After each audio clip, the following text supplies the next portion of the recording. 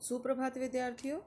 हमने कल वसंत भाग 2 का दादी माँ चैप्टर पढ़ा था। हमने अब तक क्या पढ़ा कि गवई गांव के लड़के जो थे वो क्वार के महीने में झाग भरे व गंधपूर्ण पानी में कूदकर आनंद लेते थे और इस बार लेखक उस पानी में नहाकर बीमार हो गए थे। ठीक है, अब आगे पढ़ेंगे। दिन में मैं चादर लपेटे सोया था, दादी माँ आई, शायद नहाकर आई थीं उसी झाग वाले जल में। पतले दुबले स्नेह सने शरीर पर सफ़ेद किनारीहीन धोती, सन से सफ़ेद बालों के सिरों पर सद्य टपके हुए जल की शीतलता। आते ही उन्होंने सर पेट छुए, आंचल की गांठ खोल किसी अदृश्य शक्तिधारी के चबूतरे की मिट्टी मुंह में डाली, माथे पर लगाई। इस पद में दादी के कदकाठी का वर्णन किया गया है कि दादी कैसी थीं। वे दुबली पतली थीं और उनके स्नेह सने का मतलब क्या है? प्यार से भरे हुए शरीर पर सफ़ेद, किनारीहीन का मतलब जिस धोती में किनारी ना हो, यानी ऐसी साड़ी जिसमें किनारी ना हो, ऐसी उन्होंने धोती पहनी हुई थी और उनके सफ़ेद बालों से धीरे धीरे सद्य में धीरे धीरे पानी टपक रहा था। और उन्होंने आते ही क्या किया? लेखक का सर और पेट छुए और अपनी धोती के पल्लू से एक भभूति निकाली और लेखक के मुंह में डाली और कुछ उसके माथे पर लगाई। दिन रात चारपाई के पास बैठी रहती, कभी पंखा झलती, कभी जलते हुए हाथ पैर कपड़े से सहलाती, सर पर दालचीनी का लेप करती और 20 बार छू छू कर ज्वर का अनुमान करती। हांडी में पानी आया कि नहीं, उसे पीपल की छाल से छोंका कि नहीं, खिचड़ी में मूंग की दाल एकदम मिल तो गई है, कोई बीमार के घर में सीधे बाहर से आकर तो नहीं चला गया, आदि लाखों प्रश्न पूछ पूछ कर घर वालों को परेशान कर देती। अब क्या था इस पैराग्राफ में है कि दादी किस प्रकार लेखक के बीमार होने पर उनकी देखभाल करती थी। तो वो क्या करती थी? दिन रात उसकी चारपाई के पास, लेखक की चारपाई के पास बैठी रहती, उनको पंखा झलती रहती, कभी उनके हाथ पैर को सहलाती, सर पे दालचीनी का लेप करती और बार बार उनका हाथ छूकर, उनका माथा छूकर देखती कि उनका ज्वर, बुखार ठीक हुआ या नहीं। और फिर बीमार के लिए खाना बनता है, खिचड़ी वगैरह बनाई जाती है, तो खिचड़ी में मूंग की दाल गल गई है या नहीं, खिचड़ी ठीक से बनी है या नहीं, या कोई बीमार के कमरे में सीधा आकर तो नहीं बैठ गया। इस तरह के बहुत सारे प्रश्न वो घर वालों से पूछती रहती थी। दादी माँ को गवई गांव की 50 किस्म की दवाओं के नाम याद थे। गांव में कोई बीमार होता, उसके पास पहुँचती और वहाँ फिर वही काम, हाथ छूना, माथा छूना, पेट छूना, फिर भूत से लेकर मलेरिया, सरसाम, निमोनिया तक का अनुमान विश्वास के साथ सुनाती। महामारी और विषुचिका के दिनों में रोज सवेरे उठकर स्नान के बाद लवंग और गुड़ मिश्रित जलधार, गुग्गल और धूप, सफाई कोई उनसे सीख ले। दवा में थोड़ी देर होती, मिश्री या शहद खत्म हो जाता, चादर या गिलाफ नहीं बदले जाते तो वे जैसे पागल हो जाती। अब यहाँ बताया गया है कि लेखक यहाँ पे बता रहे हैं कि दादी माँ को उस गांव में, गवई गांव में फैलने वाली जो बीमारियां थी, जिनकी दवा दी जाती थी, उनके सभी नाम याद थे, यानी उनको 50 किस्म के दवाओं के नाम याद थे। एक तरह से देखा जाए तो बड़ी से बड़ी बीमारी का कैसे घरेलू उपचार करना है, उसका उपचार वो बताने में निपुण थी। ठीक है, गांव में किसी की भी कोई बीमारी की खबर मिलती तो वो उसके पास पहुंच जाती और उसका हाथ पेट तथा माथा छूकर बुखार का अनुमान लगाती। ठीक है, फिर उसके हिसाब से उसको दवाई देती, फिर वहीं बैठकर बड़े यकीन से दुनिया भर की सारी बीमारियों के लक्षण सुनाती। ठीक है, जब गांव में विषुचिका क्या होती है बेटा? महामारी, जैसे हैजा वगैरह, अगर कोई गांव में कोई बीमारी फैल जाती, महामारी हैजा जैसी कोई बीमारी फैल जाती, तो वे सफाई का बड़ा ध्यान रखती और सुबह उठकर स्नान के बाद लवंग और गुड़ मिले जल से घर धोया जाता और गुग्गल तथा धूप जलाई जाती। ठीक है, इस प्रकार दादी माँ जो है, दादी माँ की बीमारी या इस प्रकार दादी माँ की बीमारी या सफाई संबंधी जानकारी परिवार के साथ साथ पूरे गांव के लिए बहुत लाभकारी हो जाती थी। यानी उनको जो नॉलेज थी उनको जो ज्ञान था इस विषय में, उससे पूरे गांव को फायदा होता था। ठीक है, समझ में आ गया बेटा? आगे देखिए। बुखार तो मुझे अब भी आता है, नौकर पानी दे जाता है, मैस महाराज अपने मन से पकाकर खिचड़ी या साबू।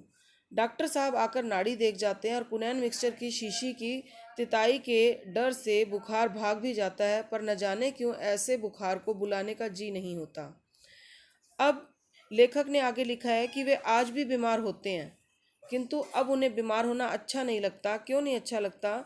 जबकि पहले पैराग्राफ में हमने पढ़ा था कि उन्होंने बताया था कि उन्हें हल्का सिर दर्द और बुखार जो है अच्छा लगता है। क्यों अच्छा लगता है? क्योंकि उसमें दादी माँ सबकी देखभाल करती हैं और उसकी जो है बहुत अच्छे से देखभाल करती हैं। और जब वो पहले बीमार होते थे तो क्या करते थे, दादी माँ क्या करती थी, उनकी खूब देखभाल करती थी। और क्या करती थी, उन्हें खाने के लिए दिन भर साबूदाना मिलता था और नींबू पानी मिलता था। लेकिन अब ऐसा नहीं है, अब उनकी देखभाल कौन करता है? नौकर चाकर करते हैं। और मैस महाराज का मतलब क्या है? भोजन पकाने वाला। तो भोजन पकाने वाला जो है वो अपनी मर्जी से खिचड़ी और साबूदाना बनाकर दे जाता है। डॉक्टर साहब आते हैं, वो उसकी नाड़ी देखकर बीमारी बता देते हैं और ज्वर होने पर उन्हें वो दवाई दे देते हैं, जिससे बुखार ठीक हो जाता है। पर न जाने क्यों ऐसे बुखार को बुलाने का जी नहीं होता। कहने का अर्थ क्या है? अब लेखक क्या कह रहे हैं कि अब ऐसा बुखार आए, अब ऐसा मन नहीं करता, जबकि पहले उनका मन क्या करता था कि मुझे हल्का बुखार और सिर दर्द हो। समझ में आ गया बेटा? ठीक है।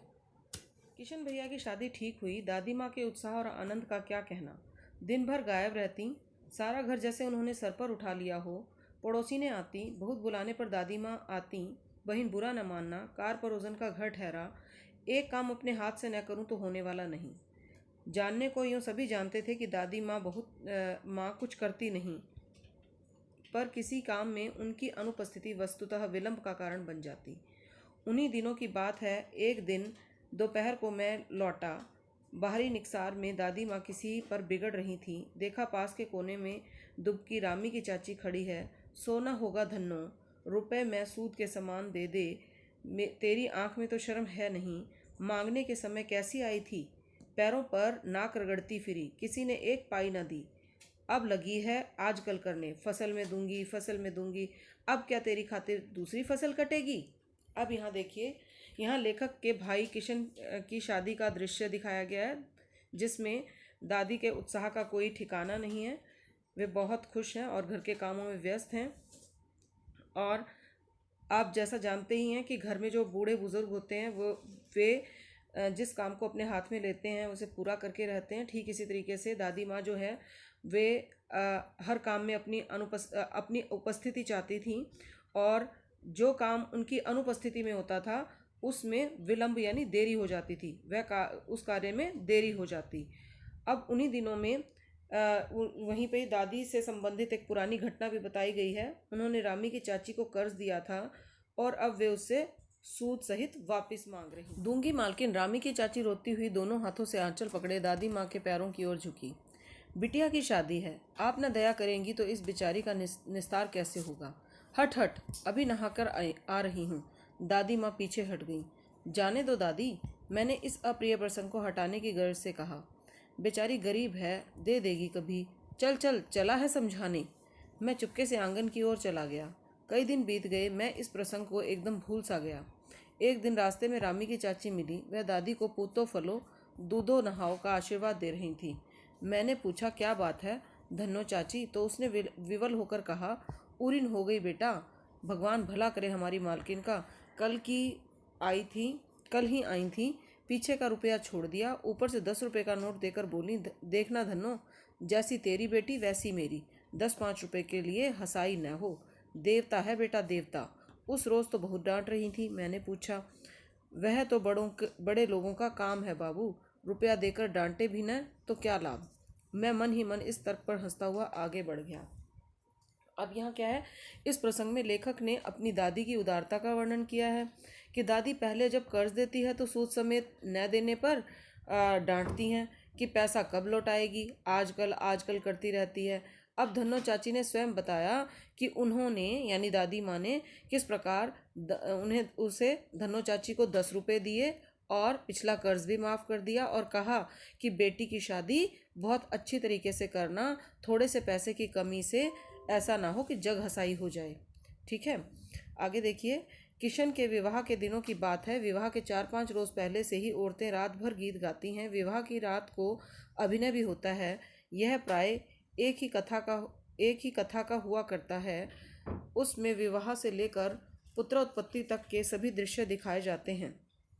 सभी पाठ औरतें ही करती हैं। मैं बीमार होने के कारण बारात में ना जा सका। मेरा ममेरा भाई राघव दालान में सो रहा था। वह भी बारात जाने के बाद पहुंचा था। औरतों ने उस पर आपत्ति की। दादी माँ बिगड़ी, लड़के से क्या पर्दा, लड़के और ब्रह्मा का मन एक सा होता है। अब यहाँ किशन भैया की बारात का के प्रसंग के बारे का प्रसंग है।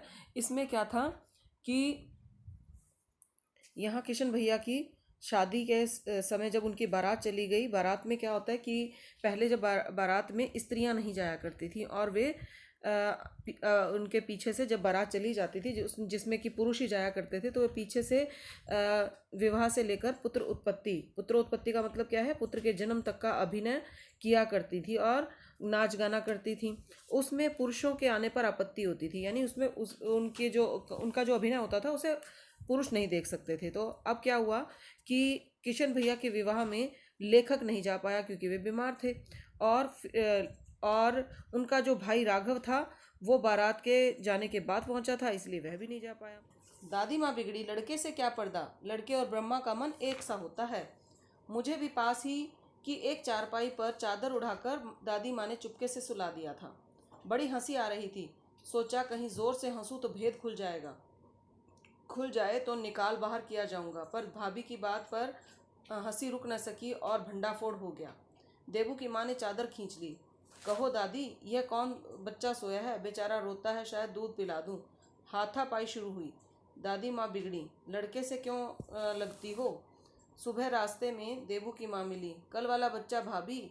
मैं वहाँ से जोर से भागा और दादी माँ के पास जा खड़ा हुआ। वस्तुतः किसी प्रकार का अपराध हो जाने पर जब दादी माँ की छाया में खड़े हो जाते, अभयदान मिल जाता।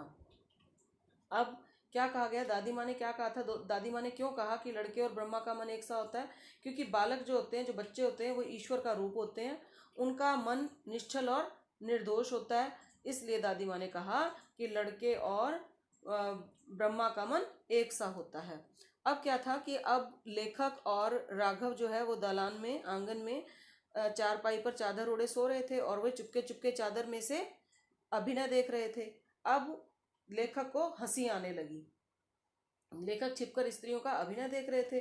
उन्हें डर था कि हंसने पर वह पकड़ लिया जाएगा और बाहर निकाल दिया जाएगा, इसलिए वे हंसना नहीं चाहते थे। लेकिन हंसी रुक न पाई और भंडाफोड़ हो गया, यानी उनकी पोल खुल गई। अब क्या हुआ कि वे सब उसे डांटने लगी। तो वे भागकर, जिस प्रकार बच्चे जो है, आप लोग भी ऐसा ही करते हो कि जब मम्मी पापा को डांटने लगते हैं तो दौड़ के दादा दादी के पीछे छिप जाते हैं, क्योंकि ऐसे में आपको अभयदान मिल जाता है, यानी उन्हें माफ़ी मिल जाती है, उन्हें डांट नहीं पड़ती। ठीक है, तो ठीक उसी प्रकार लेखक ने भी किया कि वह दौड़कर दादी के पीछे छिप गया, जिससे उन्हें डांट ना मिले, यानी उन्हें मारा या डांटा ना जाए, उन्हें माफ़ी मिल जाए। ठीक है बेटे, आज हमने यहाँ तक पढ़ लिया। अब हम कल पढ़ेंगे इससे आगे का हिस्सा। ओके।